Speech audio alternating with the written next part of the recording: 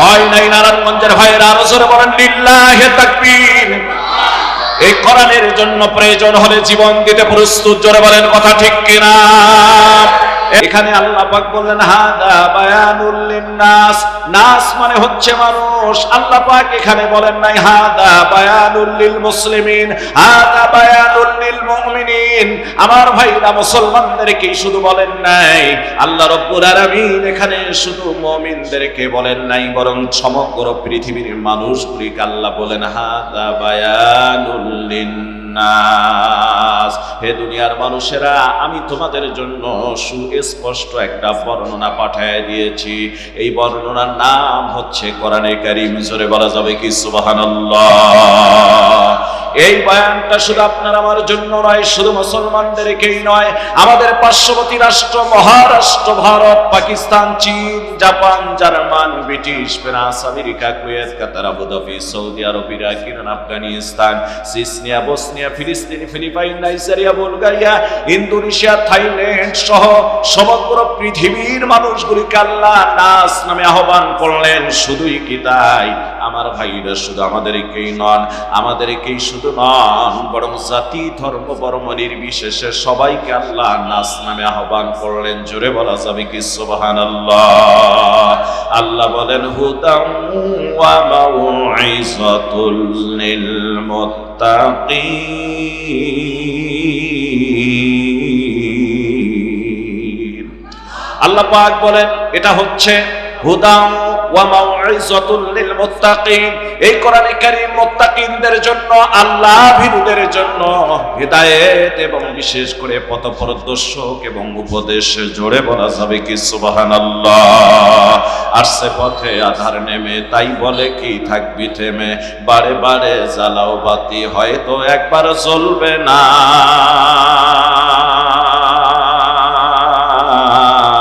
তাই বলে তো ভীরুর মতো বসে থাকা চলবে না।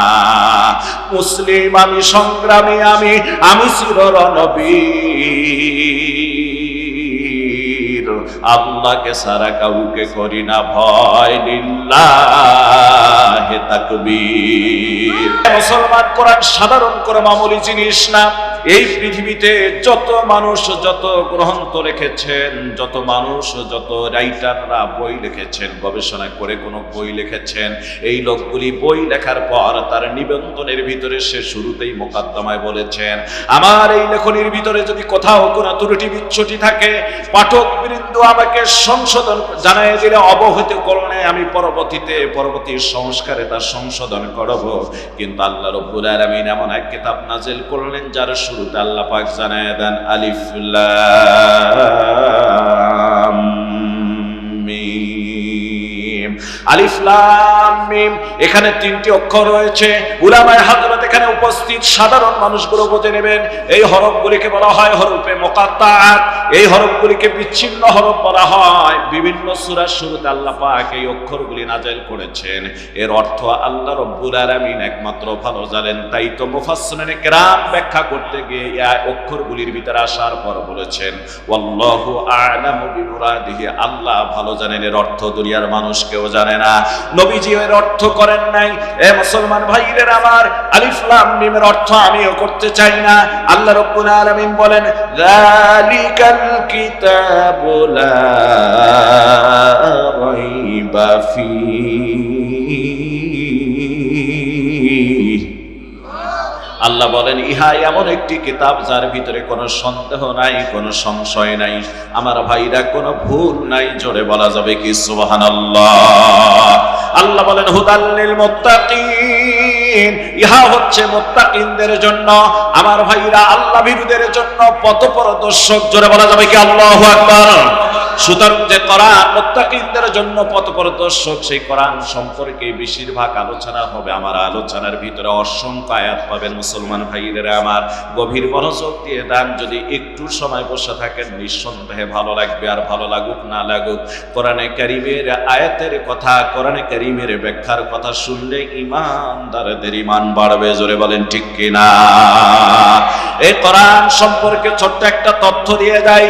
গত বছর অক্টোবর মাসের আমার ভাইরা 29 তারিখে রৌমারী থানার কুড়িগ্রাম জেলার রৌমারী থানায় কাইম টাপুচ্ছর নামে একটা হাফিজিয়া মাদ্রাসায় আমি প্রোগ্রামে গেলাম। প্রোগ্রামে যাওয়ার পর আমার একটু ওয়েট হয়েছে, একটু লেট হয়েছে। সভাপতি সাহেব বললেন, হুজুর আগে আসলে একটা বিষয় দেখাতে পারতাম, এখন তো মঞ্চে ওঠা লাগছে। আমার ভাইরা, আমি মঞ্চে বসলাম, আলোচনা শেষ করলাম। আলোচনার পরে সভাপতি সাহেব বললেন, হুজুর আমাদের এই অঞ্চলটা 38 থেকে 42 বছর কিংবা 40 বছর পূর্বে ছিল এখানে বড় বড় নদী। এই নদীগুলি শেষ হয়ে যাওয়ার পর এখন এখানে বসত বাড়ি সবকিছু হচ্ছে, চাষাবাদ হচ্ছে। এই জায়গার মধ্যে আমরা একটা কবরস্থান তৈরি করেছি হুজুর। কবরস্থানে খনন করার সময় একটা কোরআন শরীফ পাওয়া গিয়েছে। এই কোরআন শরীফটা হুজুর পাকিস্তান পিওটের ছাপা। ধারণা করা হচ্ছে নদীতে ভেসে এসে মাটিতে কোথাও লেগেছিল, তার উপর মাটির প্রলোভ পড়ে গিয়েছে, এরপর আরো মাটি পড়েছে। আমরা কবর খনন করার সময় কোরআন শরীফটা পেয়েছি হুজুর। এই 38 কিংবা 40 বছর হয়ে গেল, এই কোরআনে কারীমটা অক্ষত, একটা অক্ষর নষ্ট হয় নাই। কাগজগুলি পরিপূর্ণ অক্ষত অবস্থায় আছে। জোরে বলা যাবে কি সুবহানাল্লাহ? কারণ এটা তো আল্লাহ নাযিল করেছেন। আমার আল্লাহ বলেন, ইন্না নাহনু নাযালনা যিকরা ওয়া ইন্না লাহু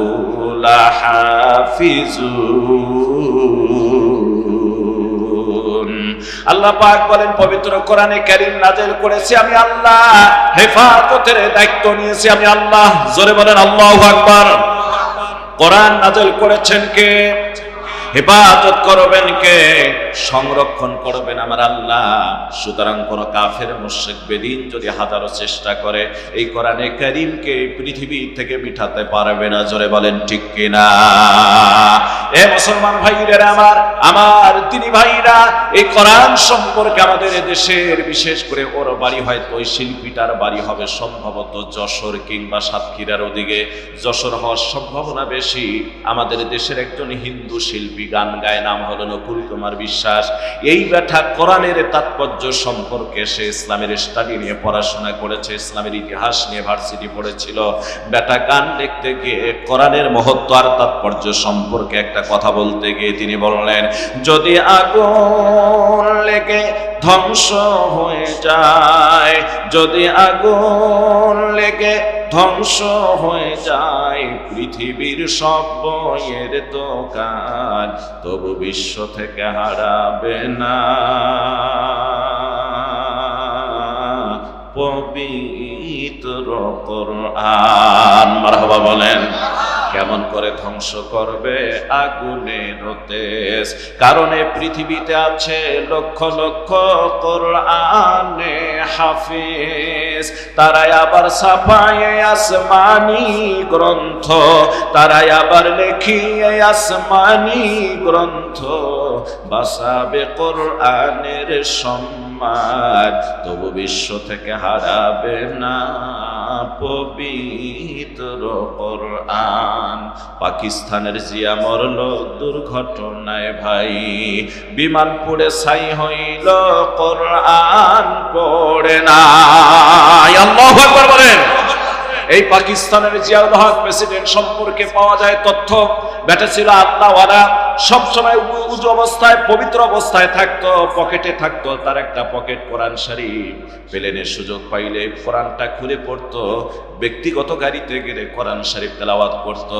এই মুসলমান ভাইরা আমার, হঠাৎ একবার বিমান দুর্ঘটনায় লোকটি মারা যায়, কিন্তু আমার ভাইরা বিমান পুড়ে ছাই হয়েছিল, আল্লাহর বান্দার পকেটের কোরআন শরীফটা ছিল অক্ষত। জোরে বলুন সুবহানাল্লাহ।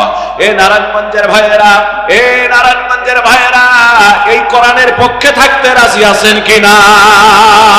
কারা কারা আছেন আল্লাহু আকবার বলে হাত উঠে দেখান। আল্লাহ কবুল করুন, বলেন আমিন। এ মুসলমান ভাইরা, এই কোরআনে কারীমের পক্ষে যেন আমাদের মৃত্যুর শেষ পর্যন্ত আল্লাহ যেন আমাদের থাকার তৌফিক দান করেন। কেন থাকবেন জানেন? নিজের কল্যাণের জন্য। রাসূল করিম সাল্লাল্লাহু আলাইহি সাল্লাম বলেছেন, মা মিন শাফিঈন আফদালু মানসিলাতান ইনদাল্লাহ ইয়াউমাল কিয়ামাতি মিনাল কুরআন। কিয়ামতের ময়দানে আল্লাহ তাআলার নিকটে কোরআনের চেয়ে উত্তম কোন সুপারিশকারী থাকবে না। সুবহানাল্লাহ বলেন। উত্তম সুপারিশ কে হবে আল্লাহর কাছে? কোরআন। আল্লাহ নবী বর্ণনা করেন লা নাবিয়্যুন, কোরআনের চেয়ে বড় সুপারিশকারী কোনো নবী নয়। সুবহানাল্লাহ, পকেটে রেখে দেন। ওয়ালা মালাকুন, কোন ফেরেশতাও নয়, ওয়ালা গায়রু, অন্য কেউ নয়। এই কোরআন যার পক্ষে সুপারিশ করবে লোকটা জান্নাতি। কোরআন যার বিরুদ্ধে মামলা দায়ের করবে টাক্কা জাহান্নামী, তার পক্ষে সুপারিশ করার মতো কোনো ব্যক্তি থাকবে না। বেটি তসলিমা নাসরিন আমার দেশে কোরআনের বিরুদ্ধে কথা বলল, কথা বলেন না কেন? এই কোরআনে ভুল আছে, কোরআনে বৈষম্য করা হয়েছে।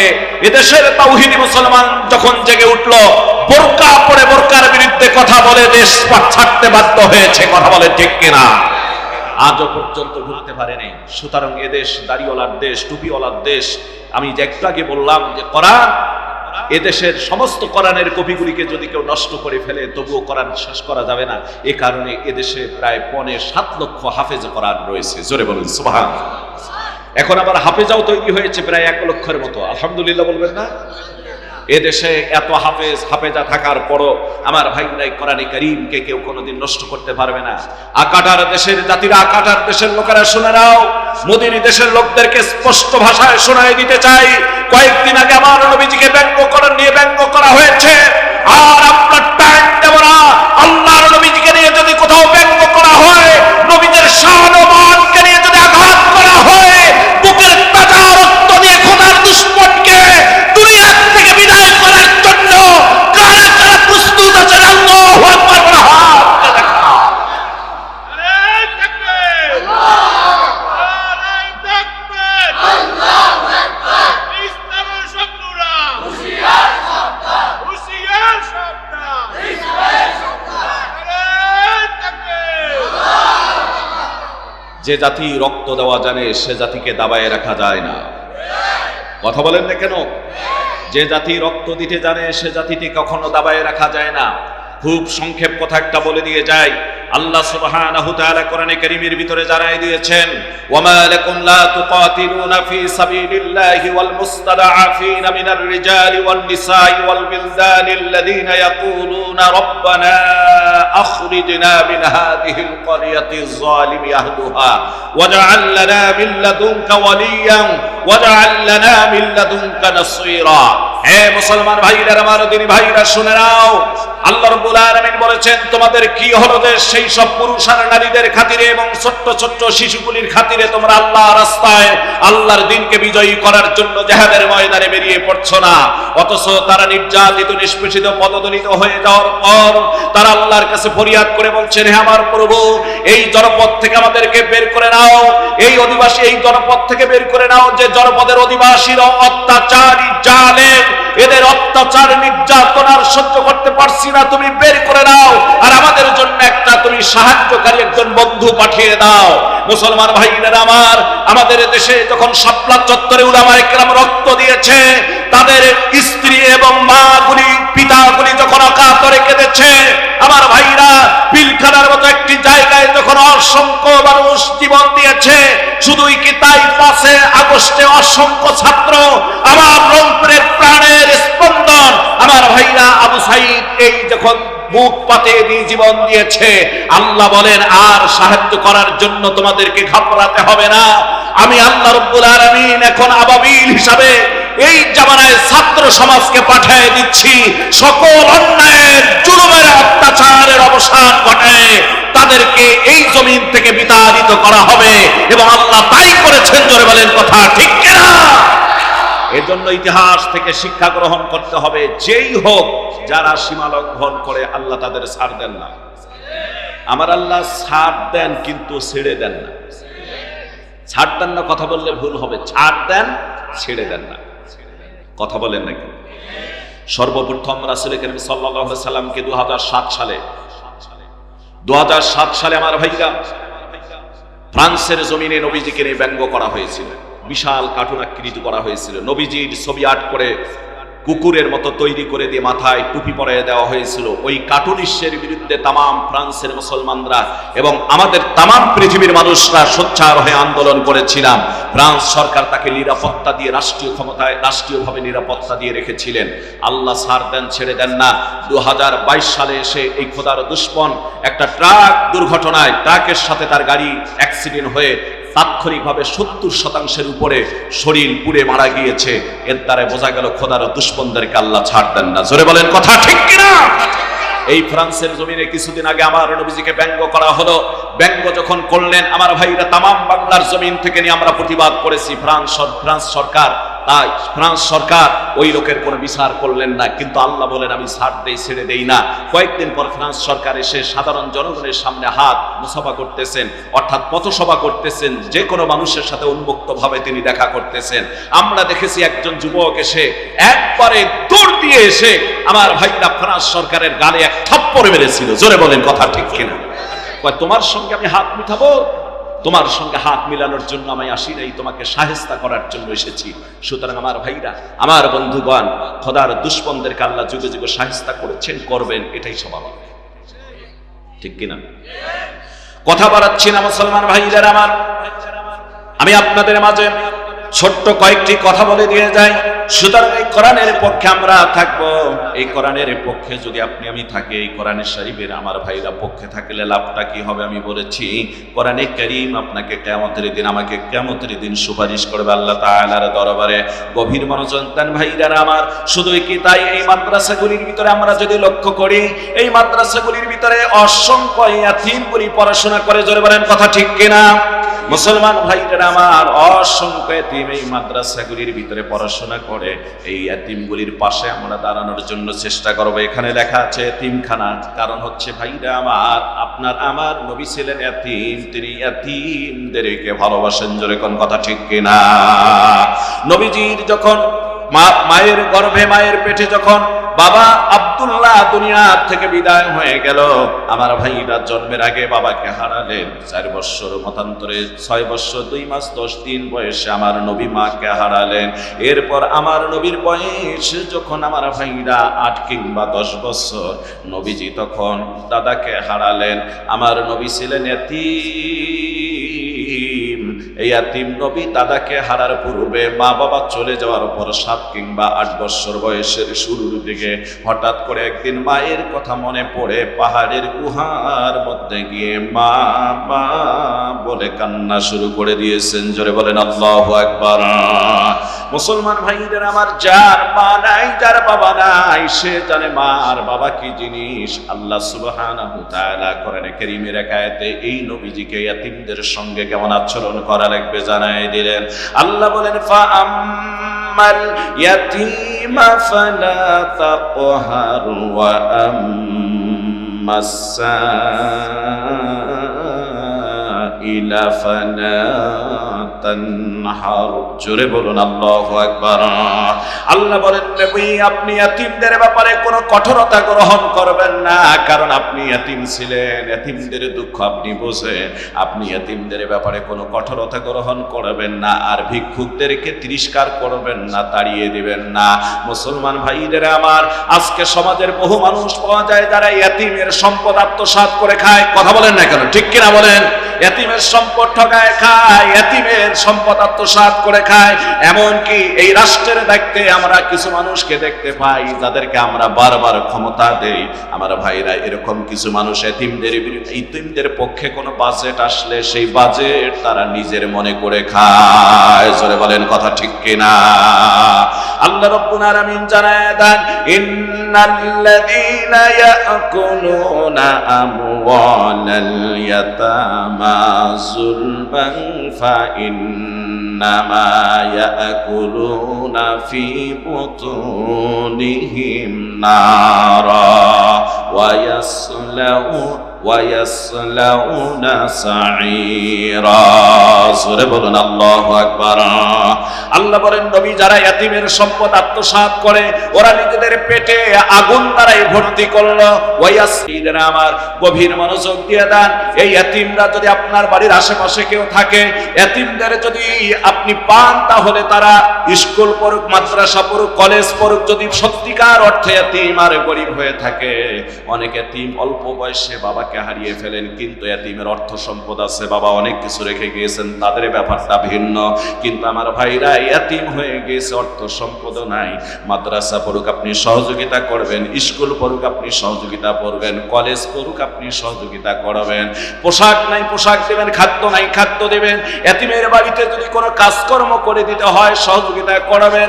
আপনার আমার নবী মানবতার মুক্তির দিশারি সাইয়্যিদুল আম্বিয়া আশরাফুল আম্বিয়া রাহমাতুল লিল আলামিন বর্ণনা করেন, আমার ভাইরা ওই যে আল্লাহর নবীর কাছে এসে কাফিররা প্রশ্ন করতেন, নবী গো এতিমদের কাজকর্ম সম্পর্কে তাদের সম্বন্ধে আপনি আমাদেরকে একটু জানায় দেন। আল্লাহ বলেন ওয়া ইয়াসআলুনাকা আনিল ইয়াতামা কুল ইসলাহুল লাহুম খায়র। জোরে বলুন আল্লাহু আকবার।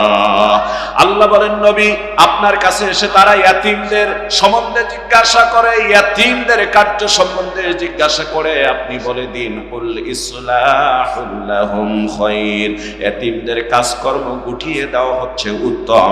এই জন্য ইয়াতীমদেরকে আপনি কখনোই ধমক দিবেন না। আল্লাহ সূরা মাউনের এক আয়াতে জানায় দেন আরাআইতাল্লাযী ইউকাযযিবু বিদ্দীন ফাযালিকাল্লাযী ইয়াদউল ইয়াতীম ওয়া লা ইয়াহুদ্দু আলা তাআমিল মিসকিন। আল্লাহ সুবহানাহু তাআলা বলেন, হে রাসূল আপনি কি সে ব্যক্তিকে দেখেছেন যে পরকালের দিবসের ব্যাপারে মিথ্যাচার করে বেড়ায়, পরকাল বলতে কিছু নাই এমন কথা বলে বেড়ায়? আল্লাহ বলেন আপনি কি তাকে দেখেছেন? সে তো সেই ব্যক্তি যে নাকি এতিমদেরকে ঘাড় ধাক্কা দিয়ে গলা ধাক্কা দিয়ে তাড়িয়ে দেয়। জোরে বলেন নাউযুবিল্লাহ। আল্লাহ বলেন সে তো সেই ব্যক্তি যে এতিমদেরকে ধাক্কা দিয়ে তাড়িয়ে দেয় আর মিসকিনদেরকে অসহায়দেরকে খাদ্য দানে উৎসাহিত করে না। এতিমের কথা এই জন্য বললাম আমার ভাইরা, আমার ছাত্র জীবনের একটা ছোট্ট তথ্য আপনাদের মাঝে দিয়ে যাই। আমার বন্ধুগণ যারা এতিম, এই জন্য কোন একজন কবি বলেছেন দুঃখে যাদের জীবন গড়া তাদের আবার দুঃখ কিসের? দুঃখে যাদের জীবন গড়া তাদের আবার দুঃখ কিসের? দুঃখের কথা বলতে গেলে দুঃখী মানুষ লাগে, সুখের কথা বলতে গেলে সুখী মানুষ লাগে। যার জন্য যার মন কান্দে কর্জ কইরা ভাত রান্দে। জোরে কোন কথা ঠিক কিনা? ঠিক কিনা বলেন? দুঃখের কথা বলতে গেলে কি মানুষ লাগে ভাই? আর সুখের কথা বলতে গেলেও সুখী মানুষ লাগে। এজন্য আপনাদেরকে আমি একটু স্মরণ করাই দিতে চাই, বলতে চাই যে ইয়াতিম কি জিনিস। এখানে ইয়াতিমখানা মাদ্রাসার নাম দিয়েছেন, নিঃসন্দেহে অনেক ইয়াতিম আছে। কথা বলেন না কেন? আছে না? নিঃসন্দেহে আছে। আমার নবী ছিলেন ইয়াতিম, আর ইয়াতিমদের কষ্ট কি আপনাদেরকে বোঝাতে পারবো না, শুধু সংক্ষেপ ভাবে বুঝাই দিয়ে যাই। আমার ভাইটা গভীর মনোযোগ দিয়ে দেন। বাসিরউদ্দিন ঘুঘু মুন্সির কথা আমি কথা দিয়েছি, অবশ্যই বলবো তার গুণের কথাগুলি নিঃসন্দেহে। শুধুমাত্র একটু তথ্যমূলক কথা বলে সামনে এগিয়ে যাই। এ মুসলমান ভাইরা আমার বিশেষ করে ছাত্র জীবনে 1988 সালে আপনাদের এখানে বন্যা হয়েছিল কি জানি না, বা আপনারা দেখেছেন বাংলাদেশে বড় বন্যা হয়েছিল 1988 সালে, হয়েছে কিনা? এই 1988 সালের বন্যায় আমার ছোট্ট একটা বোন জন্মগ্রহণ করে, নাম রেখে দেওয়া হয় শামসুন নাহার। বাবা ছিলেন সরকারি চাকরিজীবী। মুসলমান ভাইরা আমার, এই বোনটার 1 বছর বয়স হয়নি এখনো পূর্ণ। 89 শুরুতে জননী মা দুনিয়ার থেকে বিদায় হয়ে চলে গেল। মায়ের ইন্তেকালের পরে ছোট বোনটাকে নিয়ে বড় বিপাকে পড়ে গেলাম। কারণ হচ্ছে তার বয়স এখনো 1 বছর হয়ে গেল না। বাবা সরকারি চাকরি করতো, বড় কষ্ট লেগে যেত। আহারে এখন কি করব, নিজেই কিছুটা বুঝি। মনে মনে ভাবলাম বুঝি আর ভাগ্যে পড়াশোনা জুটবে না। বড় ভাই সেনাবাহিনীতে চাকরি করে, কেবলই ট্রেনিং চলতেছে। আমার ভাইরা নানা দিক থেকে ভেঙে পড়লাম। এক পর্যায়ে বড় বোন ছিল 4 ভাই, আমরা 2 বোন, সব বড়টা বোন আর সব ছোটটা বোন, মাঝখানে হচ্ছে আমরা 4 জন ভাই। আমার ভাইরা, ভাইদের মধ্যে আমি 2 নাম্বার, আর বোনের ভিতরে মিলে আমি হচ্ছি 3 নাম্বার ওই বড় বোনটাকে বিয়ে দিয়েছিলাম, ওনাকে বাড়িতে নিয়ে আসলাম ওই ভগ্নিপতি সহ। আসার পর অনেক কষ্ট করে এই সংসার দেখাশোনা করি, আর আমার ভাইরা মনে মনে ভাবি কি করে আর পড়াশোনা করতে পারবো কিনা। মুসলমান ভাইদের আমার বাবা মারা গেল 1994 সালের আগস্ট মাসের 28 তারিখে। তিনি চাকরিরত অবস্থায় দুনিয়ার থেকে নীলফামারী নামে একটা জেলার ভিতরে মির্জাগঞ্জ মানে মির্জাগঞ্জ হাসপাতাল ডোমার থানার মধ্যে আল্লাহর বান্দা ইন্তেকাল করলেন। আমি লম্বা কথা নয় সংক্ষেপে বলে দিচ্ছি, এ মুসলমান ভাইদের আমার বাবার ইন্তেকালের পর নিজেকে খুব অসহায় মনে হয়ে গেল। সংসার সবকিছু ছেড়ে চলে গেলাম মাদ্রাসায়। যে কথাটা বলতে চাই, আমার ভাইরা 2 মাস পর পর মাদ্রাসা 3 দিনের একটা ছুটি হইতো। এই 3 দিনের ছুটি হয়ে গেলে সেই সময় 350 ছাত্র ছিলাম আমরা। এই ছাত্রগুলি একে অপরকে জড়িয়ে ধরে ধরে বুকের পানি মানে চোখের পানি ছেড়ে দিয়ে কাঁদতাম। 350 ছাত্রের ভিতরে কিছু ইয়াতিম ছাত্র থাকতো। যখন মাদ্রাসা ছুটি হয়ে যেত, ইয়াতিমরা একে অপরের গলা ধরে কাঁদতো আর বলতো, হাজে আজকে বাড়িতে যাচ্ছি, এদের মা আছে, মায়ের কাছে গিয়ে আদরের সাথে তারা আজকে ঘুমাবে, মায়ের আদর ভালোবাসা পাবে। আর আমাদের তো মা নাই, বাবা নাই, আমরা কি করব? বাড়িতে গিয়ে বড় খারাপ লাগতো। আমার ভাইরা শুধুই কি তাই, অনেক ঈদ, বহু ঈদ আমাদের জীবনে, ইয়াতিমদের জীবনে মাদ্রাসায় কাটিয়েছি। মাদ্রাসায় ছুটি হয়ে গেলে আমরা বাড়িতে যাইতাম না, বিশেষ করে কোরবানি ঈদটা। কোরবানি ঈদে মাদ্রাসার কিছু কাজ থেকে চামড়া কালেকশন কিংবা কিছু কাজ থেকে উন্নয়নমূলক আমরা হাত উঠাতাম, হুজুর বাড়িকে কি করব, আমাদের তো মা নাই, বাবা নাই, হুজুর আমরা মাদ্রাসায় থেকে একটু আমলের ভিতরে থাকতে চাই। সুতরাং যারা ইয়াতিম তারা বুঝে ইয়াতিমের দয়া কি, জোরে বলেন কথা ঠিক কিনা? মুসলমান ভাইরা আমার, এমন একজন ইয়াতিম সন্তানের কথা আপনাদের মাঝে একটু বলে দিয়ে সামনে যাই।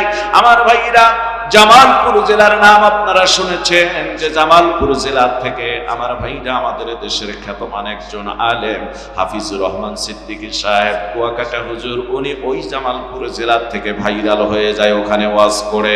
আমার বন্ধুগণ, সেই জামালপুর জেলা আর পৌরসভার ভিতরে একজন বড় মাদ্রাসা একটা আছে, আর ওই মাদ্রাসার যিনি শাইখুল হাদিস নাম হলেন আবুল কাসেম দামাত বারকাতুহুম আলিয়া জামিয়া ইনামিয়া মাদ্রাসা, ডাকপাড়া জামিয়া ইনামিয়া মাদ্রাসার শাইখুল হাদিস আমার ভাইরা মুহতামিম, উনি আমারে বললেন, মাওলানা তোমার মাদ্রাসায় তোমার মাহফিল, আমাদের এই জামালপুরে বহু মাহফিলে তোমার সভাপতির দায়িত্ব পালন করেছি, মাওলানা আমার মাদ্রাসায় একটা বক্তার দরকার, আমার একটা বক্তা দিয়ে দাও। আমি বললাম, হুজুর বাংলাদেশের বক্তা দিয়ে দিয়ে তো আপনি বহু ওয়াজ করেছেন, হাসান জামিল মামুনুল হক সহ শুরু করে নিয়ে খালেদ সাইফুল্লাহ আইয়ুবী, বড় বড় বাঘা বক্তার আপনার মাদ্রাসায় এসেছে। এবার আমি একটা ইন্ডিয়ার বক্তা দিই, একটা আকর্ষণ থেকে যাবে। উনি মেনে নিলেন। আমি অনলাইনে কথা বলে ইন্ডিয়ার একটা বক্তাকে ওনার মাদ্রাসায় ফাইনাল করে দিলাম। ভাইরা আমার, যে ডেটটা ফাইনাল হয়ে গেল, এরপরে মানিকগঞ্জের একটা বক্তা দিয়েছিলাম, উনি সর্বশেষ বললেন, মাওলানা তোমাকেও থাকা লাগবে। আমি বললাম, হুজুর এই দিন টাঙ্গাইল জেলার গোপালপুর থানায় আমার ওয়াজ আছে, আমাকে তো গোপালপুরে যেতে হবে। উনি বললেন, মাওলানা বাইরের তো বক্তা দাওয়াত করেছো, তুমি না থাকলে ভালো হবে না, তুমি থাকো, পাশাপাশি জেলা আমাদের এখানে ওয়াজ করে তুমি টাঙ্গাইলের গোপালপুরে চলে যেতে পারবা। ভাইরা আমার, আমি ওনাদের মাদ্রাসায় 1 ঘন্টা ইশার পর বয়ান করার শর্ত নিয়ে আমি দাওয়াতটা রাখলাম। ঠিক ইশার নামাজ হয়ে গেলে 1 ঘন্টা বয়ান করে প্রাইভেট নিয়ে রওনা করলাম টাঙ্গাইলের গোপালপুর থানায়। ভাইরা আমার, প্রচন্ড কুয়াশা, ডিসেম্বর মাস, উত্তরবঙ্গে একটু কুয়াশা হয় বেশি। যেমন এখন আপনারা পোশাক ছাড়া তেমন এসেছেন, আমাদের উত্তরবঙ্গে এখন প্রত্যেকে শীতের পোশাক নিয়ে বেড়াতে হচ্ছে, প্রচন্ড শীত সেখানে। যখন আমি আসতেছিলাম অনেক রাত হয়ে গেল, টাঙ্গাইলের গোপালপুর থানায় আমি বুঝতে পারতেছি না, প্রচন্ড কুয়াশা, ড্রাইভার গাড়ি চলে চালাতে পারতেছে না, রাস্তাও ভাঙ্গা। এক পর্যায়ে 12টা যখন বেজে গেল, সর্বশেষ ফোন এসে গেল, হুজুর লোকজন চলে যাচ্ছে, আপনি প্রধান বক্তা এখনো নাই, নাই মাহফিলটা আমাদের শেষ হয়ে যায়।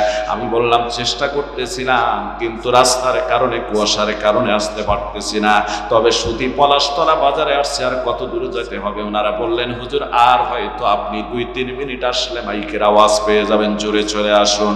ড্রাইভারকে বললাম এখন লাইটের আলো পৌরসভার ভিতরে খুব জোরে গাড়ি টানো। গাড়ি খুব জোরে টান দিয়ে চলে গেলাম। এভাবে রাস্তায় গাড়িটা রেখে মঞ্চে গিয়ে সরাসরি উঠলাম, যেহেতু আর সময় নেই। আমার ডান দিকে পৌর মেয়র, পুরা নামটা মনে নাই, ডাক নাম তার মনে আছে শান্টু ভাই। এই শান্টু ভাই আল্লাহর বান্দা, আমার ভাইরা ডান দিকে তিনি বসে আছেন। ওনাকে পৌর মেয়র প্রধান অতিথির বক্তব্য দিতে দিলেন। উনি বক্তব্য দিচ্ছেন ছোট ছোট ভাষায়, সুন্দর কথা। আমি গুনাহগার বাম দিকে বসে আছি।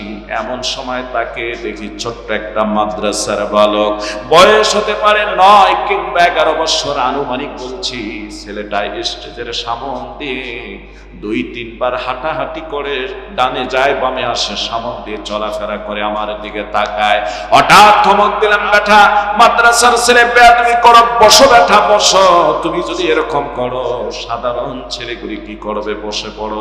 ছেলেটা বসলো। কিছুক্ষণ পর তাকায় দেখি এই ছেলেটার 2 চোখের পানি বয়ে বয়ে আমার ভাইরা তার বুকটা ভিজে গিয়েছে। এই পরিমাণ অশ্রু ঝরে কান্না শুরু করে দিয়েছে। আমার খুব খারাপ লাগলো, কেনই বা ছেলেটারে ধমক দিলাম? বাজান রে, আস্তে করে হাত পারে ছেলেটিকে স্টেজের দিকে ডাকবো। এমন সময়ের ভিতরে পেছন থেকে কমিটির লোক মনে করছে হয়তো ওরে কোনো ধমক দেব। আমারে ডাক দিয়ে বলে, হুজুর ছেলেটারে আর কোনো কষ্ট দিবেন না, কোনো বকাচকা দিবেন না। হুজুর আমাদের মাদ্রাসা আজকে 7 জন ছেলে হাফেজে কোরআন পাগড়ি পাবে, তার ভিতরে ওই ছেলেটা হচ্ছে সবচেয়ে কম বয়সের একটা ছেলে। হুজুর ছেলেটার মা 3 দিন আগে দুনিয়ার থেকে চির বিদায় হয়ে চলে গিয়ে, ছেলেটার মা নাই। মায়ের ইন্তেকালের পর ছেলেটার নাওয়া নাই, খাওয়া নাই, ঘুম নাই, পাগলের মতো হয়ে গেছে। ওরে আর ধমক দিবেন না। আমার ভাইরা, আমি কমিটির লোককে বললাম ওরে একটু স্টেজে উঠান। স্টেজে নিয়ে আসা হলো। ওর মাথাটা বুকের সঙ্গে ঠেকায় দিয়ে বললাম, বাজান রে, আল্লাহ রাস্তে আমারে মাফ করে দাও। মানুষ তো অন্তর জামিনারে বাজান, তোমার মা মারা গিয়েছে, আমি তো জানি না তোমারে আমি ধমক দিয়েছি, কিন্তু বাজান সামন দিয়ে হেঁটেছো, আমার দিকে তাকাইছো, কারণটা কি একটু বলো? চোখের পানি ছেড়ে দেয় আর কান্দে আর বলে, হুজুর বিগত 1টা বছর থেকে আমার মা আমাকে বলতো, বেটা তুমি এইবার কোরআনের হাফেজ হবা। ও আমার আদরের সন্তান, ওই দিন আমি তোমার মাদ্রাসায় মহিলা প্যান্ডেলে গিয়ে সবার আগে বসে থাকবো। যখন তোমার নামটা ঘোষণা করে তোমার মাথায় হাফেজে কোরআনের এরকম একটা পাগড়ি পেঁচায় বাঁধিয়ে দেওয়া হবে, তখন দুনিয়ার জমিনে যত মানুষ থাকবে তোমার মা আমি থাকবো সবচেয়ে বেশি খুশি। কান্দের বলে, হুজুর ওই জননী মা আজ আমার হাফেজে কোরআনটা হওয়া দেখে যেতে পারলো না। মনে বড় আশা ছিল, আগে আসলে আমি রুমের মধ্যে গিয়ে আমার মনের কথাগুলি বলতাম, মায়ের জন্য দোয়া চাইতাম। হুজুর আপনি এমন সময় আসলেন, কথা বলার টাইম নাই, মঞ্চে উঠেছেন, তাই তো সামন দিয়ে হাঁটি আর এভাবে ছটফট করতেছিলাম। কখন আমি আমার মায়ের জন্য আপনার কাছে দোয়া চাইতে পারবো? জোরে বলা যাবে কি সুবহানাল্লাহ? এ মুসলমান ভাইদের, আমার একটু মনটা নরম করে দাও। এই ছেলেটাকে এত সান্ত্বনা দেই, চুপ হয় না, চোখের পানি ছেড়ে দিয়ে কান্দে আর বলে, হুজুর হুজুর মা আজকে থাকলে কতই বা খুশি হতো। আমার বন্ধুদের মা এসেছে, আমার একবার মহিলা প্যান্ডেলে নিয়ে গেল, ওখানে যাওয়ার পর দেখি তাদের মা কত খুশি, কিন্তু আমার তো আজকে মা নাই। আমি খালাদেরকে বলেছিলাম, খালা আজকে আপনারা এসেছেন, আমার মা তো আসার কথা ছিল, কিন্তু আজ আমার মা নাই। আমার ভাইরা, ওই ছেলেটা চোখের পানি ছেড়ে দিয়ে কান্দে। এমন সময়ের ভিতরে আমি বললাম, বাজান হাজার হাজার মানুষ আজ আমরা পাগড়ি নেওয়া, পাগড়ি তোমার নেওয়া দেখবো, দোয়া করবো, তুমি কেঁদো না। তোমার বাবা হয়তো আসছে, তোমার বাবা আসলে তোমার পাগড়ি নেওয়া দেখলে সে তো খুশি হয়ে যাবে। বাবার কথা বলার সাথে সাথে ছেলেটা আরো বেশি করে কান্না শুরু করে দিল, হাউমাউ করে কান্দে। আহারে, বাবার কথা বলে বেশি বেশি করে কান্দে। আমি বললাম, বাজান বাবার কথা বলে তোমার কি এমন কষ্ট দিয়ে দিলাম? কান্দে আর বলে, হুজুর আমার মতো অসহায় পুঁজি কেউ নাই, 2 বছর আগে আমার বাবাও দুনিয়া থেকে চিরদিনের জন্য বিদায় হয়ে গিয়েছে, আমার বাবাও নাই। এ মুসলমান ভাইয়েরা আমার, এই জায়গায় বহু মানুষ আছেন কার মা নেই বাবা নেই, একটু হাতটা উঠান তো, আমি গুনাহগার একটু দেখতে চাই। মুসাফির হালতে আছি, দোয়া করে দেব আল্লাহ পাক যেন আপনার বাবা মায়ের কবরকে জান্নাতের টুকরায় পরিণত করে দেয়। তাকায় দেখেন মুরব্বী কাঁদতেছেন, যুবক ভাই কাঁদতেছেন, মায়ের কথা বাবার কথা মনে করে হাতটা নামান।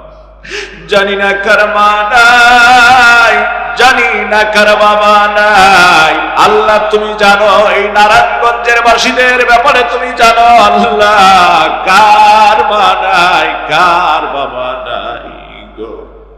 যার মা বাবা দুনিয়া থেকে বিদায় নিয়ে ইয়তীমের মতো হয়ে গিয়েছে আজকে সন্তানগুলি, আল্লাহ এই সন্তানগুলিকে নেককার পরহেজগার আল্লাহ তোমার প্রিয় বান্দা বানিয়ে দাও, যাতে এই সন্তানের বিনিময়ে বাবা মা কবরে বসে বসে সব পায়। জোরে বলেন আমিন। বাবা তুমি কেমন আছো ছোট্ট মাটির ঘরে, তোমার কথা হৃদয় মাঝে পড়ছে বাড়ে বাড়ে। বাবা গো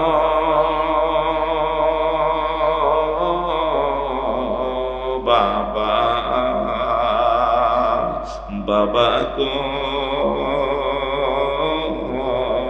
বাবা, কত আদর কত স্নেহ তোমার কাছে পেলাম, সব কিছু হারিয়ে আজকে নিঃস্ব হয়ে গেলাম।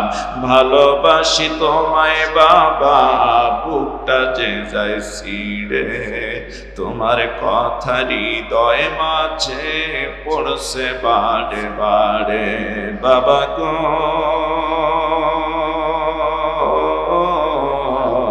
বাবা, বাবা গো বাবা, তোমার মতো আপন কেহ পাই না তোমার খুঁজে, তাই তো আজ দিবানিশি অশ্রুতে যাই ভিজে। তোমার মতো আপন কেহ পাই না তোমার খুঁজে, তাই তো আজ ঘুমের ঘরে অশ্রুতে যাই ভিজে। সুখে থেকে পরম সুখে জান্নাতের ভিতরে, তোমার কথা হৃদয় মাঝে পড়ছে বারে বারে। বাবা গো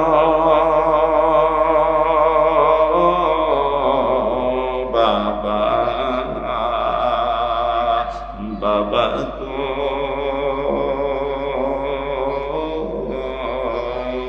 বাবা।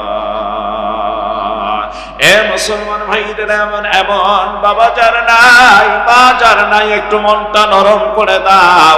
আল্লাহর নবী বলেন, সন্তান যদি দুনিয়ার থেকে বিদায়, সন্তানের পিতামাতা যদি দুনিয়ার থেকে চলে যায়, আর ওই সন্তানটা যদি নেককার আল্লাহওয়ালা পরহেজগার হয়ে যায়, যত নেক কাজ দুনিয়ায় করাবে, এই নেক কাজের বিনিময়ে আমার আল্লাহ রব্বুল আলামিন বাবা মায়ের কবরের মধ্যে সব পৌঁছায় দিয়ে কবরকে জান্নাতের বাগান বানায় দিবে। জোরে বলুন সুবহানাল্লাহ।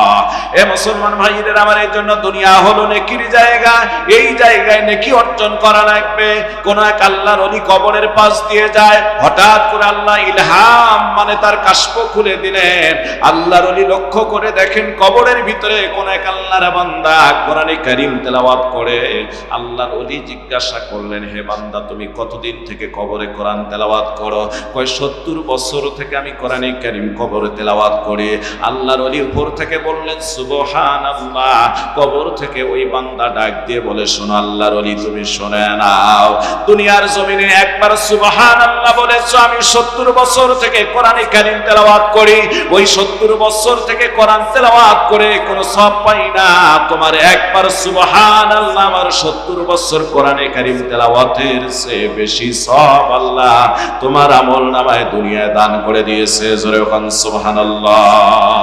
এই জন্য দুনিয়াটা নেকির জায়গা, এই জায়গায় নেকি অর্জন করা লাগবে। আমল সে জিন্দেগি বনতি হ্যায়, জান্নাত ভি জাহান্নাম ভি, ইয়া ইসলাম মে ফিতরাত হায় নানারি হায় নানরি। এ মুসলমান ভাইরা আমার, আমাদের কুড়িগ্রামের এই বসিরউদ্দিন লোকটার নাম হলো বসিরউদ্দিন, কিন্তু লোকে ডাকতো ঘুঘু মুন্সি বলে। কেনই বা ঘুঘু মুন্সি বলে ডাকতো আমার ভাইরা, আমার বন্ধুগণ? এই লোকটাকে ঘুঘু মুন্সি বলে ডাকার পিছনে কারণ হলো আমার ভাইরা একজন আল্লাহওয়ালার সোহবতে যাওয়ার পর নিজের পরিবর্তন নিয়ে এসে পেরেছে। জোরে বলা যাবে কি সুবহানাল্লাহ? সোহবতে সালেহ তোরা, সোহবতে সালেহ তোরা সালে কুনাদ, সোহবতে সালে তোরা তালে কুনাদ। এক জামানা সোহবতে বা আউলিয়া, বেহতর আজ সদে সালেহা তাতে বেরিয়া। জোরে বলুন আল্লাহু আকবার। সৎসঙ্গে স্বর্গবাস, অসৎসঙ্গে সর্বনাশ। কোন মানুষ যদি আল্লাহওয়ালাদের সঙ্গে মিশে যায়, লোকটা আল্লাহওয়ালা হয়। বলুন আল্লাহু আকবার। এই জন্য আল্লাহওয়ালার সোহবতে যাবেন। এ মুসলমান ভাইরা আমার, আমার বন্ধুগণ, এই লোকটা ছিল মরহুম পীর শাহ হুজুর।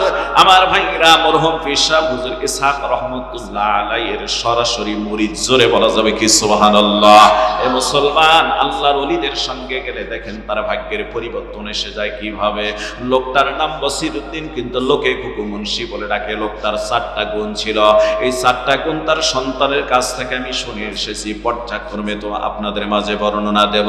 প্রথম নাম্বার গুণ হলো লোকটা চলতে ফিরতে উঠতে বসতে হাঁটতে সব জায়গায় জবান থেকে জিকির করত, লা ইলাহা ইল্লাল্লাহ। জোরে লা ইলাহা ইল্লাল্লাহ, লা ইলাহা ইল্লাল্লাহ, লা ইলাহা। ঘুঘুর মতো আল্লাহকে ডাকতো, কখনো আল্লাহ আল্লাহ, কখনো লা ইলাহা ইল্লাল্লাহ, কখনো সুবহানাল্লাহ, কখনো আলহামদুলিল্লাহ। এই জন্য লোকে আর তাকে বসিরউদ্দিন না বলে ডাক দেয়, কয় ঘুঘু মুন্সি। ঘুঘুর মতো ডাকে। সুবহানাল্লাহ। ঘুঘুর মুন্সি জবানকে সব সময় সে ভিজায় রাখে।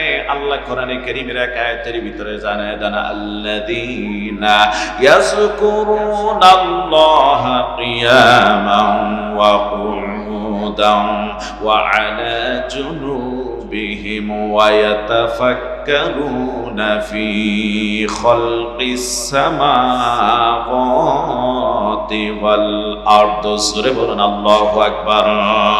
আল্লাহ রাব্বুল আলামিন বলেন, আসমান এবং জমিনের ভিতরে ওই ব্যক্তিটাই তো হচ্ছে আমার ভাইয়ের একজন জ্ঞানী।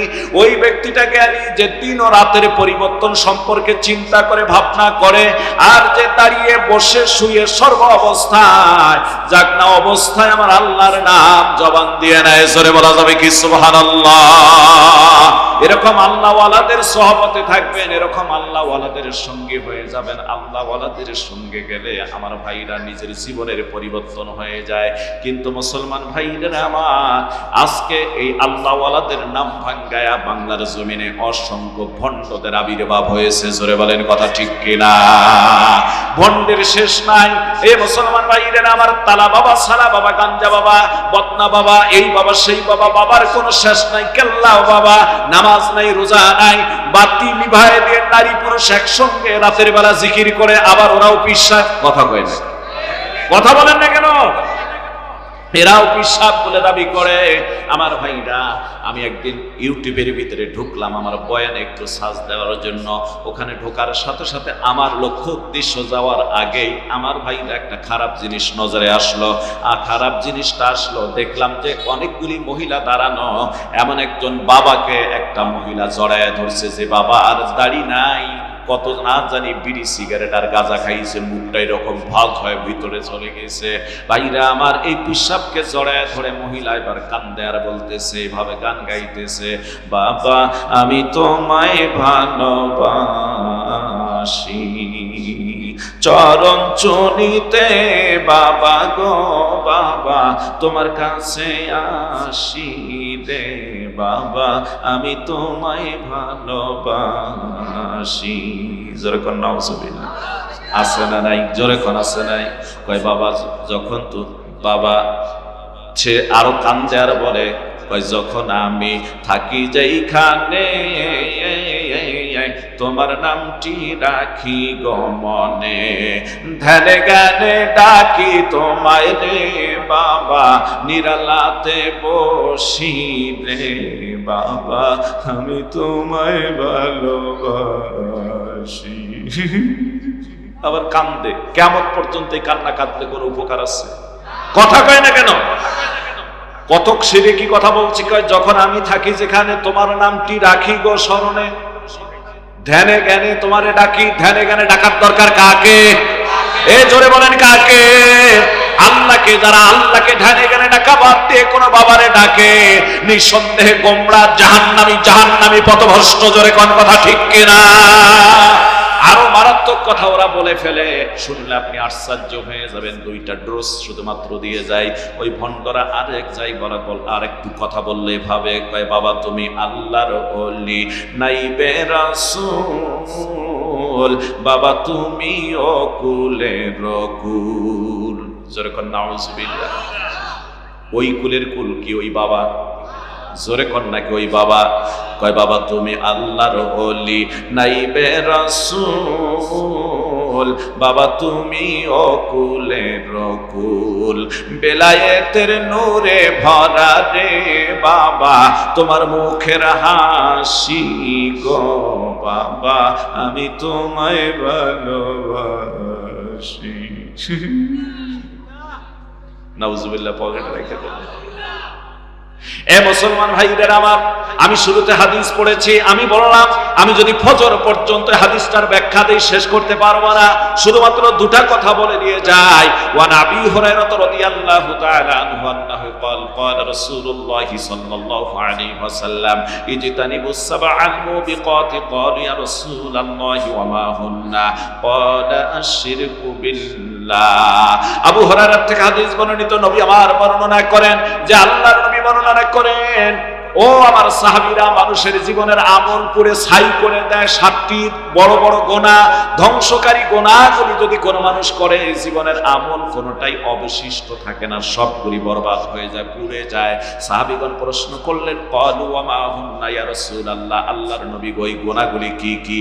আল্লাহর নবী ব্যাখ্যা দিলেন। ১ নাম্বার গুনাহর কথা বললেন, ক্বালা আশ-শিরকু বিল্লাহ। ১ নাম্বার গুনাহ হলো আল্লাহর সাথে শিরিক করা। এই শিরিক এই ভণ্ডগুলি করে। জোরে কোন কথা ঠিক কিনা? আবার আপনাদের এলাকায় আছে না নাই? আমাদের এলাকায় মাঝে মাঝে পাওয়া যায়, রাত হয়ে গেলে সামা গায়ে লম্বা সুরে সুরে, সে সামার ভিতরে কত ধাক্কা গায়ে, আর এভাবে ও মুর্শিদ, কথা কয় না কেন? বটবৃক্ষের নিচে গেলাম ছায়া পাইবার আসে, ডাল ভাঙ্গিয়া রোদর লাগে, আপন কর্ম দোষে ফৈজি সাতর লাইগা রে, অঙ্গ জড় জহর মনে লয় উড়িয়া যাইতাম ভাঙ্গা বাড়ি ঘর, বাজান তোর লাইগা রে। কথা কয় না কে? এরা ভণ্ড। জোরে বলেন ঠিক কিনা? এ মুসলমান, আবার আর এক শ্রেণীর ভণ্ডদেরকে দেখলাম, ওরা বলল কয় কেরামান কাতিবিন, রোজ হাসরের দিন, কেরামান কাতিবিন রোজ হাসরের দিন আল্লাহর কাছে যদি করে অভিযোগ, আমি বলবো দুনিয়ায় ছিলাম কেল্লা বাবার লোক। কেরামান কাতিবিন রোজ হাসরের দিন আল্লাহর কাছে যদি করে অভিযোগ, আমি বলবো দুনিয়ায় ছিলাম খাজা বাবার লোক। আমি কই কেরামান কাতিবিন পাইবে যে দিন, তোরা যারা ছিলি ভণ্ড পীরের লোক, তোদের থাপ্পড় দিয়া বলবে জাহান্নামে ঢোক। ঠিক কিনা বলেন মুসলমান ভাইদের আমার? এজন্য হেদায়েতের পথে আসা লাগবে মুসলমান ভাইরা আমার। গভীর মনোযোগ দেন। আল্লাহ সুবহানাহু ওয়া তাআলা কোরআনে কারীমের ভিতরে জানায় দেন, আল্লাহ বলেন ইন তাজতানিবু কাবাইরা মা তুনহাউনা আনহু। আল্লাহ বলেন বান্দা যদি বড় বড় গুনাহগুলির থেকে তুমি বেঁচে থাকো, আমি এমন রব, এমন খালিক, এমন মালিক, এমন সত্তা, এমন তোমার প্রভু গো, তোমার জীবনের ছোট গুনাহগুলি আমি আল্লাহ ক্ষমা করে দেব। জোরে বলা যাবে কি সুবহানাল্লাহ? বড় গুনাহ মানে হচ্ছে শিরকি গুনাহ। কথা কই না কেন? এই শিরকের গুনাহ হলো 60টা মূল, এর থেকে শাখা প্রশাখা হয়ে গেছে 70টা। জোরে কোন কয়টা? এই 70টার ব্যাখ্যা দিতে গেলে দীর্ঘ সময়ের ব্যাপার। আল্লাহর নবী আবু হুরায়রা থেকে হাদিস বর্ণিত, আমার ভাই কবিরা গুনার কথা বললেন, তার ভিতরে প্রথম নাম্বার গুনার কথা আল্লাহর নবী বলেন ক্বালা আশরিকু বিল্লাহ, তোমরা আল্লাহর সাথে শিরিক করবে না, অংশীদারি স্থাপন করবে না, তার সমকক্ষ কাউকে মনে করবে না। আমার ভাইরা, আমার বন্ধুগণ, আল্লাহ কোরআনে কারীমের ভিতরে শিরকের ব্যাপারে স্পষ্ট ভাবে জানিয়ে দিয়েছেন। আল্লাহ বলেন ইন্নাহু মান ইউশরিক বিল্লাহি ফাকাদ হারামাল্লাহু আলাইহিল জান্নাহ ওয়া মাওয়াহুন নার ওয়া মা লিয-যালিমিনা মিন আনসার। সূরা বলুন আল্লাহু আকবার। আল্লাহ বলেন নিশ্চয় যারা আল্লাহর সাথে শিরিক করে তার ঠিকানা জাহান্নাম, জাহান্নাম, জাহান্নাম। কথা কার? ও নারায়ণগঞ্জের ভাইরা চিল্লায় বলো কথা কার? আল্লাহ বলেন যারা আল্লাহর সাথে শিরিক করে তার ঠিকানা জাহান্নাম। আল্লাহ বলেন, আল্লাহ পাক পরিষ্কার করে জানায় দেন ফাকাদ হারামাল্লাহু আলাইহিল জান্নাহ, তার জন্য জান্নাত হারাম, ওয়া মাওয়াহুন নার, তার ঠিকানা জাহান্নাম, ওয়া মা লিয-যালিমিনা মিন আনসার। আল্লাহ বলেন এরা জালিম, এদেরকে আল্লাহ কখনো সাহায্য করবেন না। এই জন্য আমার ভাইরা, যদি আপনি কাউকে ধরে নেন তাহলে আল্লাহ ওয়ালাকে ধরে নেবেন, যার ভিতরে শিরিক নাই, কুফরি নাই, মাজার পূজা নাই, মাজারে গিয়ে চাই না, মাজারে টাকা দেয় না, মাজারে সেজদা দেয় না, বাবার কাছে পায়ের মধ্যে পড়ে সেজদা দেয় না, বরং যার ভিতরে সুন্নতি আমল রয়েছে, এটা যদি লক্ষ্য করলে দেখা যায় বাংলার জমিনে মাশাআল্লাহ কিছু আছে, তার ভিতরে অন্যতম হলো শাইখে চরমনাই। জোরে কোন কথা ঠিক কিনা? মুসলমান ভাইদের আমার, আপনারা বলতে পারেন হুজুর আপনি কি চরমনার দালালি করতে আসছেন? না ভাই, চরমনার দালালি করার কথা বলছি না, যেটা হক সেটা বলাই লাগবে। আল হাক্কু মুররুন। কথা কয় না কেন? হক কথা সাধারণত তিতা, হক কথা কারো পছন্দ হতেও পারে, না হতে পারে, কিন্তু বলাটার দরকার আছে। এই চরমনের মুরিদ ছিল বাসিরউদ্দিন ঘুঘু মুন্সি। আমার ভাইরা, সেই কথাটা আপনাদের মাঝে বলতে গিয়ে এত কথার দিকে আসছে। এই জন্য আমার ভাইরা, এই পৃথিবীতে চলাটা বড় দুষ্কর হয়ে দাঁড়াইছে, ভালো মন্দকে যাচাই করাও বড় কঠিন হয়ে দাঁড়াইছে। আমার ভাইরা, আজকে তো অনেক কিছু হয়ে যায়। বিগত বৎসরগুলির ভিতরে দেখেছি আমাদের এই মানিকগঞ্জের একজন আপা সংসদে দাঁড়াইয়া কয়, আমি সিয়াসাত তার সব হাদিস আমি পড়েছি, বড় যেন সে শাইখুল হাদিস হয়ে গেছে। জোরে কোন কথা ঠিক কিনা? ফাইটে যায় গান গায় ভাইরাল হয়ে গেল, ভোটের দরকার নাই।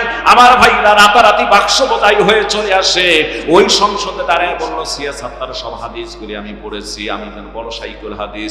ওই বেটিও একটা শিরকি গান গাইলে, একটা না শত শত গান গাইছে, তার ভিতরে একটা ছোট্ট করে শোনায় দিয়ে যায়। সে বেটি গাইল এভাবে, সে বলল কয় আকাশটা কাঁপছিল কেন, জমিনটা নাচছিল কেন, বরফের ঘামছিল কেন, সেই দিন সেই দিনে গান গাইছিল খাজায় যেই দিন। নাউজুবিল্লাহ।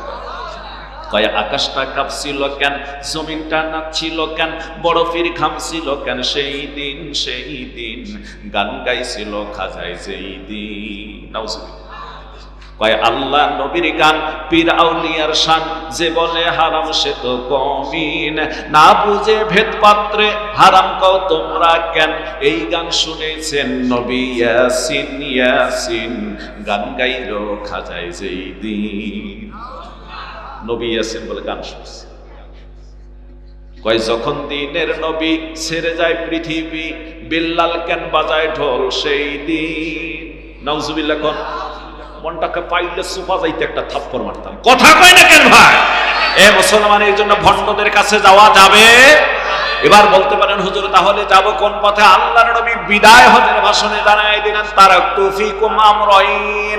আমার সাহাবীরা, আমি এইটা হচ্ছে আমার জীবনের শেষ ভাষণ, তবে তোমাদের কাছে দুটা জিনিস আমি রেখে গেলাম। তারাকতু ফীকুম আমরাইন লান তাদিল্লু মা তামাসসাকতুম বিহিমা কিতাবাল্লাহি ওয়া সুন্নাহ সুন্নাতা রাসূলি, জোরে বলা যাবে কি সুবহানাল্লাহ।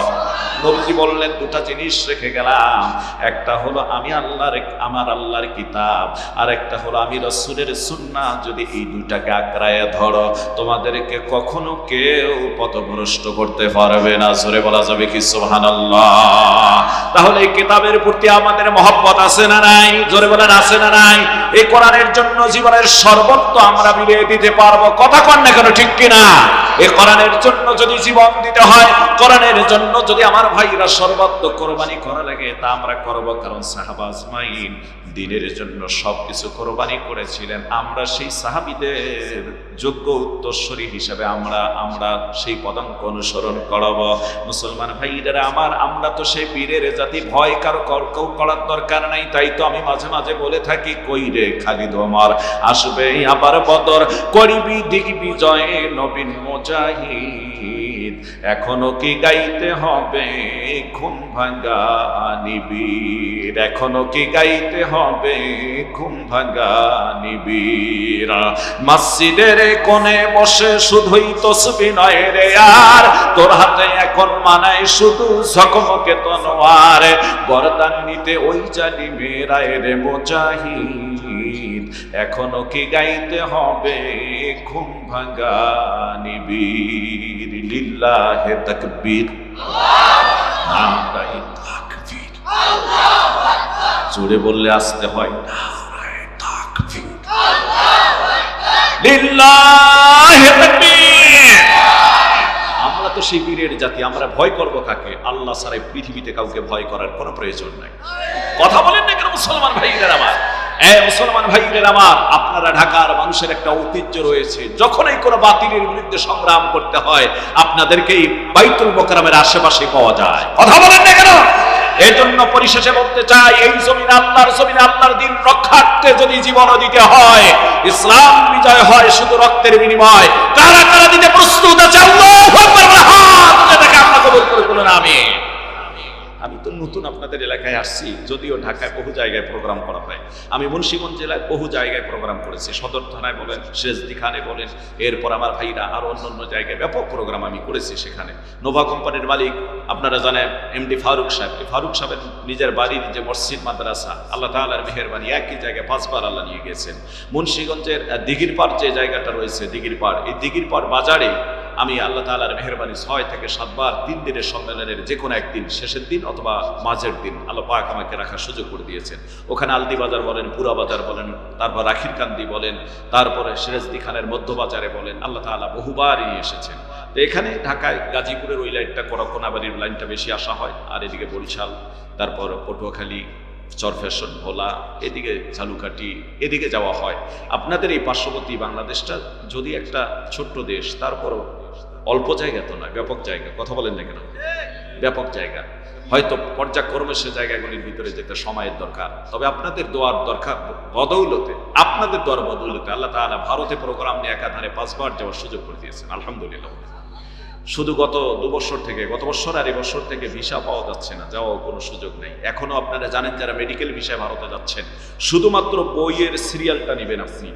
এতে বর্তমানে এই যমুনা ফিউচার পার্কে গিয়ে দেখেন কত টাকা চায়, 7,000, 8,000, 5,000, 6,000 টাকা চাবে। আপনি বইয়ের সিরিয়ালটা নেবেন, নেয়ার পর জমা দিবেন, আসবে না আসবে সেটা পরের ব্যাপার।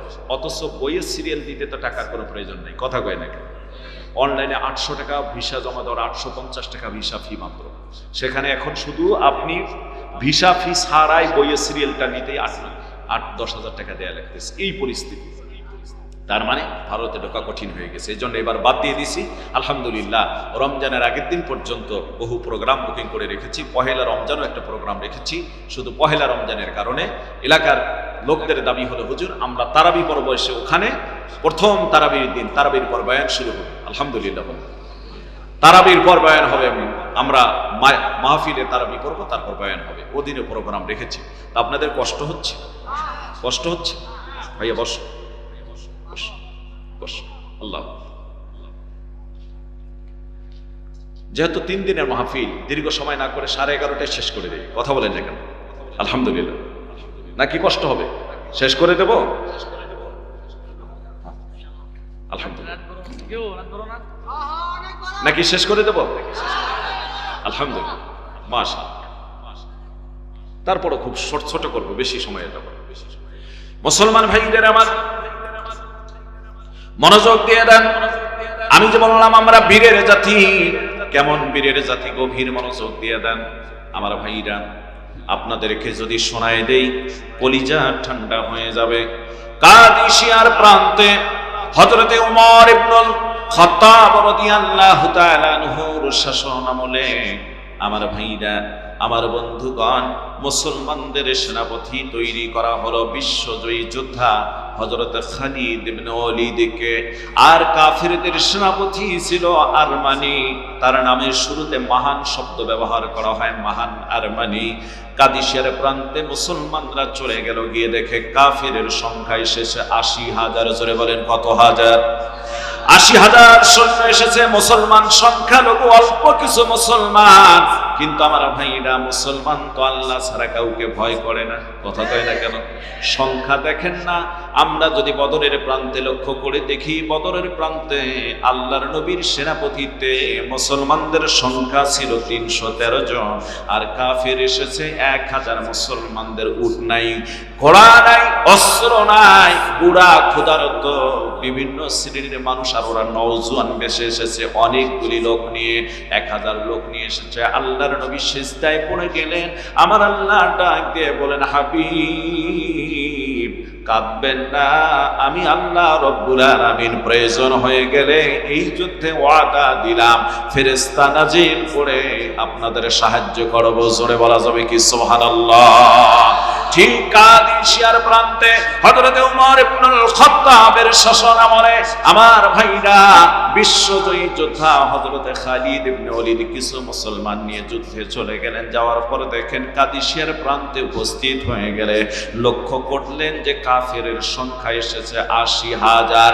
৮০,০০০ সৈন্যের বিরুদ্ধে মুসলমানরা অল্প, তবুও মনোবল হারালেন না। আল্লাহর বান্দারা যুদ্ধের ময়দানে নেমে পড়লেন।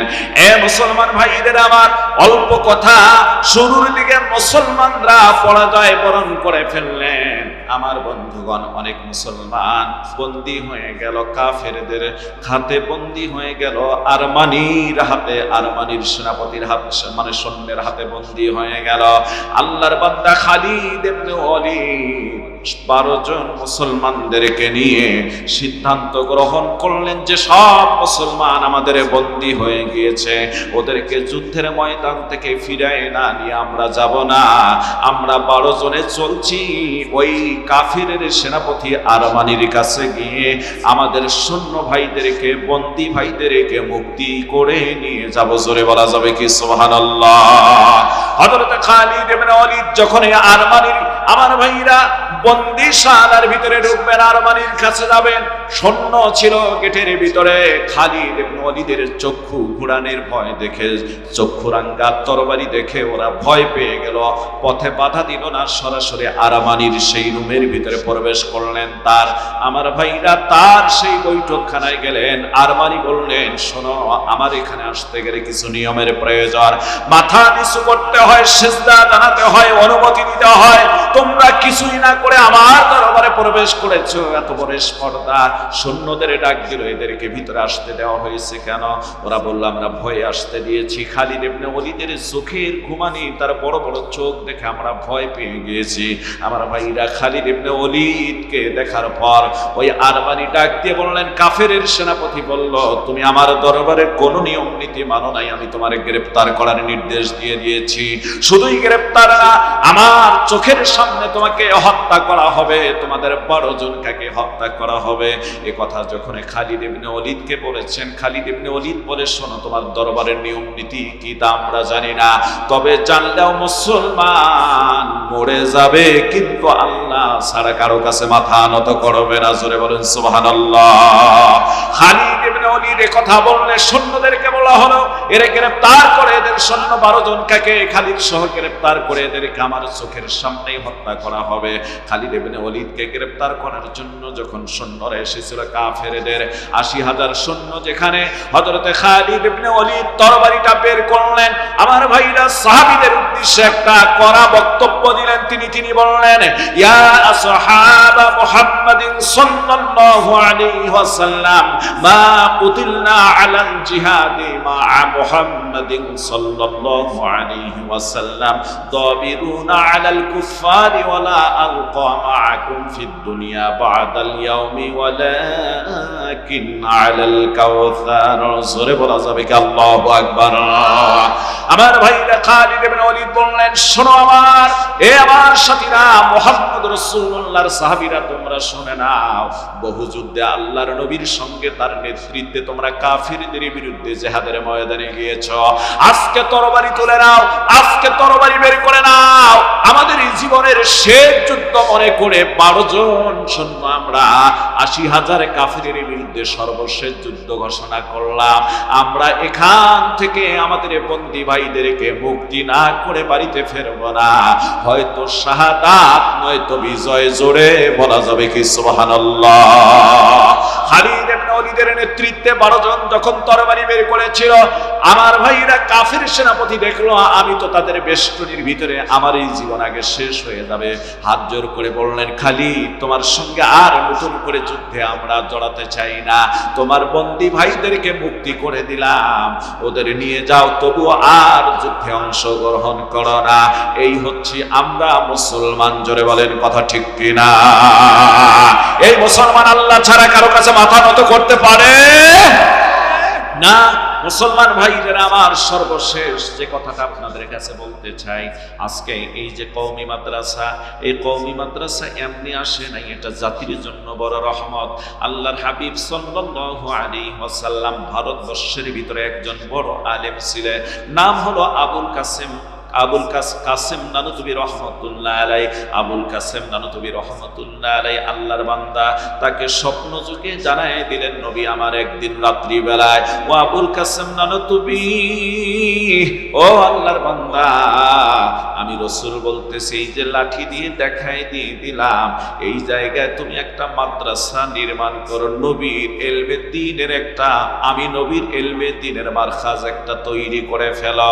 আবুল কাসেম নানুতুবি রহমাতুল্লাহ আলাইহির আল্লাহর বান্দার ঘুম ভেঙে গেল। ঘুম ভাঙার পর আল্লাহর বান্দা উযু করে নামাজ আদায় করে শুকরিয়া আদায় করলেন। কারণ হলো, নবীজিকে যদি কোনো মানুষ একবার জীবদ্দশায় স্বপ্নে দেখে গো, জাহান্নামের আগুন তার জন্য হারাম হয়ে যায়। জোরে বলা যাবে কি সুবহানাল্লাহ। সেই নবীজিকে দেখতে পেরে তিনি শুকরিয়া আদায় করে নামাজ আদায় করলেন। শেষ রাত্রে ফজরের নামাজের পর চলে গেলেন ওই জায়গায়। যাওয়ার পর আমার নবী যেভাবে লাঠি দিয়ে দেখাই দিয়েছেন, ওইভাবে দেখেন জমিনের মধ্যে একটা রেখা তৈরি হয়ে আছে। জোরে বলা যাবে কি সুবহানাল্লাহ। ওই জায়গায় মাদ্রাসা শরীফ তৈরি হলো। সেই মাদ্রাসার নাম হলো দেওবন্দ। অনেক লম্বা ইতিহাস সেই দেওবন্দ মাদ্রাসার ইতিহাস। আমার ভাইরা, আজকে সেই দেওবন্দ মাদ্রাসায় 350 উপরে স্টাফ রয়েছে। একটা মানুষ ঘুরে দেখতে গেলে অর্ধদিন সময় চলে যায়। এত বড় প্রতিষ্ঠান ভারতবর্ষের ভিতরে। আমার ভাইরা, এই প্রতিষ্ঠানটা আল্লাহর নবীর তৈরি করা।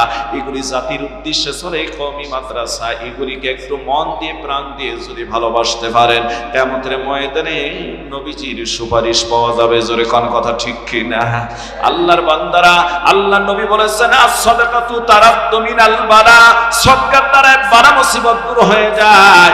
আমার ভাইরা, এই জন্য আমরা একটু মনোযোগ, শেষের দিকে এসেছি, আমরা একটু আল্লাহর রাস্তায় কিছু একটা করব, যেটা আমাদের মরার পরে যেন কবরে সব পৌঁছে যায়।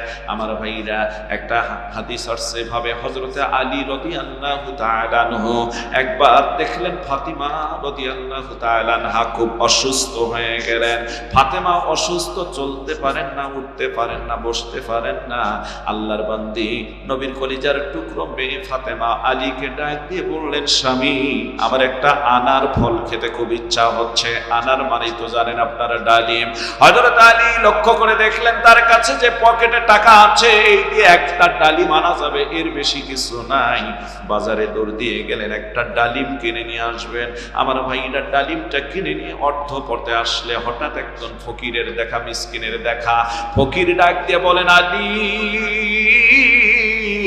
আলী রে, তোমার হাতের মধ্যে যে ডালিম ফলটা দেখতেছি, আনারটা দেখতেছি, আমার খাইতে খুব মন চাইছে আলী, যদি এটা আমারে দিতে, আমি অসুস্থ মানুষ, খাইলে হয়তো আল্লাহ আমারে সুস্থ করে দিত, ডালিমে পর্যাপ্ত পুষ্টি রয়েছে। আমার ভাইরা, হযরত আলী চিন্তা করলেন, বিবি একদিকে ডালিম খেতে চেয়েছেন, অসুস্থ, আর একদিকে ফকির বেটা চাই, কি করা যায়?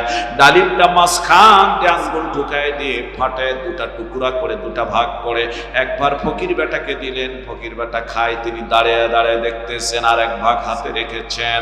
ফকির অর্ধেক ডালিম খাওয়ার পর আলীকে ডাক দিয়ে বলছেন, আলী, আল্লাহ পাক আমাকে অর্ধেক সুস্থতা দান করে দিয়েছে, যদি বাকি ডালিমটা দিতে গো, আল্লাহ বুঝি আমাকে পরিপূর্ণ সুস্থতা দান করে দিত। জোরে বলেন সুবহানাল্লাহ। হযরত আলী, আমার ভাইরা, কারণ ওই কোরআনের আয়াতের দিকে খেয়াল করেন, ওয়া মাসাইলা ফালা তানহার, ফকিরকে তাড়িয়ে দিও না, তিরস্কার করো না, ধিক্কার দিও না। এবার বাকি ফলটা ফকিরকে দিয়ে দিলেন। ফকির বেটার খাওয়ার পর বলতেছে, আলী, আমার আল্লাহ আমাকে পরিপূর্ণ সুস্থতা দান করে দিয়েছে। জোরে বলা যাবে কি সুবহানাল্লাহ। মনটা ভালো, কারণ হলো একজন ফকিরকে একটা ফল দিতে পারলো, কিন্তু আরেকদিকে চিন্তা, বাড়িতে গিয়ে আমার বিবিরে আমি কি দেব? বাইরে গিয়ে দরজায় দাঁড়িয়ে আছে, ভিতরে ঢোকে না, ডাক দেয় না। হযরতে ফাতেমা পায়ের শব্দ শুনতে পেরেছেন, শব্দে বুঝে ফেলেছেন তার প্রাণপ্রিয় স্বামী এসেছে। দরজা খুলে দিয়ে বললেন, আলী, ঘরের ভিতরে আসতেছে না প্রাণের স্বামী, ফল আনতে পারো না, এই জন্য কি তোমার মন খারাপ? ও স্বামী, ফলের দরকার হবে না, তুমি আমায় বিছনায় অসুস্থ রেখে গিয়েছো, একটু আগে আমার আল্লাহ আমাকে পরিপূর্ণ সুস্থতা দান করে দিয়েছে। জোরে বলা যাবে কি সুবহানাল্লাহ। হযরত আলী আশ্চর্য হয়ে গেলেন, ব্যাপারটা কি যে মানুষ অসুস্থ রেখে গেলাম, বাথরুমে গেলে আমি তাকে ধরে ধরে নিয়ে যাই, আবার সেই মানুষটা এসে দেখলাম সুস্থ, পরিপূর্ণ সুস্থ, ঘরের দরজা খুলে দিচ্ছে, সুন্দর মুখে হাসি। আর ফকির বেটাও একটু আগে বলছিল, আলী, আমার ফলটা খাওয়ার পর আল্লাহ আমাকে পরিপূর্ণ সুস্থতা দান করে দিয়েছে, মনে মনে ভাবতেছেন বিষয়টা। দরজা দিয়ে কিছুক্ষণ পর হঠাৎ একজন সাহাবীর আওয়াজ ঘরের দরজায়, আলী, দরজা খুলে দাও, নবী আমাকে পাঠায় দিয়েছেন তার দরবার থেকে তোমার কাছে। আলী রে, ও আলী, দরজা খুলে দাও। দরজা খুলে দেওয়া হলো। হযরত আলীর সামনে ঝুড়ির মধ্যে বড় বড় আনার ফল, জীবনে এত সুন্দর ফল কেউ দেখে নাই, এমন অনেকগুলি ফল সামনে রেখে দেওয়া হলো। হযরত আলীকে বলা হলো, নবীর দরবারে আমিও উপস্থিত, একজন নতুন আগন্তুক, একজন বান্দা আসলো। আসার পর বললেন, ইয়া রাসূলুল্লাহ, আমি দূরে থেকে এসেছি, এই ফলগুলি হলো আমার বাগানের প্রথম ফল, আমার বাগানের প্রথম ফল পেকেছে, আপনার জন্য হাদিয়া নিয়ে এসেছি। আল্লাহর নবী কিছু রেখেছেন আর তোমার জন্য কিছু হাদিয়া পাঠায় দিয়েছেন।